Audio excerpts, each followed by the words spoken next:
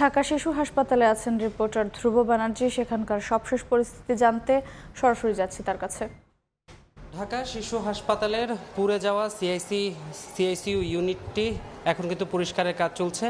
ইতোমধ্যেই আগুন নির্বাপন যেহেতু হয়ে গেছে, সুতরাং এখন পরিষ্কার করবার পালা। এবং এখানে এর পাশে যে একটি ওয়ার্ড রয়েছে, সেই ওয়ার্ডের যারা রোগীরা আছেন, সেই রোগীদের যে জিনিসপত্র তারা এখন এখান থেকে, যারা খুব দ্রুতই এখান থেকে বেরিয়ে গিয়েছিলেন, তাদের যে জিনিসপত্রগুলো আছে সেই জিনিসপত্রগুলো বের করে নেওয়া হয়েছে। পাশাপাশি এখন আমরা কিন্তু সেই ভবন, যেই সিআইসিইউ ইউনিটিতে আগুন লেগেছে সেটার ভেতরে প্রবেশ করেছি। আমরা যে এসিটি দেখতে পাচ্ছি, ফায়ার সার্ভিসের ধারণা এই এসি থেকেই মূলত আগুনের সূত্রপাতটি হয়েছে। এবং পুরো এসিটি যদি আমরা দেখি, একদম যে এটার যে প্লাস্টিকগুলো গলে নিচে পড়েছে। পাশাপাশি সিআইসিইউ ইউনিটের যে আধুনিক যন্ত্রপাতি রয়েছে, সেই আধুনিক যন্ত্রপাতিতেও কিন্তু এই যে পুরো আগুনটা ভয়াবহ আগুন, সেই ভয়াবহ আগুনের যে রেশ সেটা লেগেছে।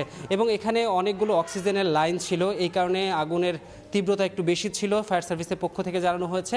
পাশাপাশি আমরা দেখতে পাচ্ছি এখানে মূলত সিআইসি ইউনিটের বিশেষ একটি যন্ত্র ছিল, এই যন্ত্রটিও কিন্তু এখানে পুড়ে গেছে। পাশাপাশি অক্সিজেনের যে লাইনগুলো আছে, পাইপগুলো আছে, সেই পাইপগুলো এখানে প্রায় পুড়ে গেছে। এখন মূলত এই যে ঘটনাস্থল, এই ঘটনাস্থলে কাউকে প্রবেশ করতে দেওয়া হচ্ছে না। আইন শৃঙ্খলা বাহিনী তাদের যে তৎপরতা সেটা চালাচ্ছে। আনসার সদস্যরা মূলত এই সিআইসিইউ ইউনিটের যে গেটের বাইরে অবস্থান নিয়েছে এবং তারা বলছেন যে এখানকার মূলত নিরাপত্তার স্বার্থে তারা কাউকে ভেতরে প্রবেশ করতে দিচ্ছে না। এই ঘটনাটি ঘটেছে মূলত 5 তলায়, 4 তলায়ও আমরা দেখেছি। ঘটনার পরই যারা রোগীরা আছেন, রোগীর স্বজনরা আছেন, তারা শিশুদেরকে নিয়ে নিচে নেমে গিয়েছিলেন আতঙ্কে এবং ভয়ে। কিন্তু এখন যেহেতু পরিস্থিতি পুরোপুরি স্বাভাবিক হয়ে গেছে, আমরা 4 তলায় দেখেছি, 4 তলায় সবাই কিন্তু আবার ফিরে এসেছেন এবং যার যার ওয়ার্ডে অবস্থান নিয়েছেন। এবং এখানকার যে সিআইসিইউতে যারা ছিলেন তাদেরকেও আশেপাশে যে এনআইসিইউ সেখানে স্থানান্তর করা হয়েছে। আমরা দেখতে পাচ্ছি এখানে বিভিন্ন ধরনের ঔষধ সামগ্রী ছিল এবং ঔষধ সামগ্রীগুলো প্রায় পুড়ে গেছে। এবং এখানে সিআইসিইউতে যারা যারা ভর্তি ছিলেন সবার নাম একে একে লিপিবদ্ধ করা আছে এবং সবাইকেই বিভিন্ন জায়গায় স্থানান্তর করা হয়েছে। তবে স্থানান্তরের ক্ষেত্রে এখানে রোগীদের যারা স্বজন আছেন তাদের বেশ অভিযোগ ছিল যে একই জায়গায় সবাইকে স্থানান্তর করা হচ্ছে।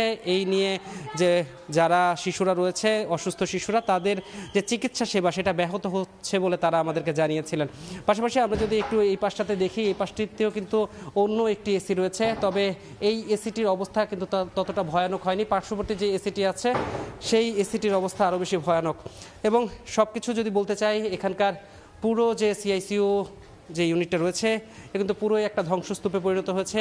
এখানে ঢুকলে আসলে বোঝা যায় না যে আজকে ঠিক 1টার আগেই এখানেই হাসপাতালের যারা কর্মী আছেন, হাসপাতালের যারা স্টাফ আছেন, তারাই সেবা দিচ্ছিলেন এখানকার অসুস্থ শিশুদের। তো এই ছিল আমার ঢাকা শিশু হাসপাতাল থেকে আমার কাছে সর্বশেষ।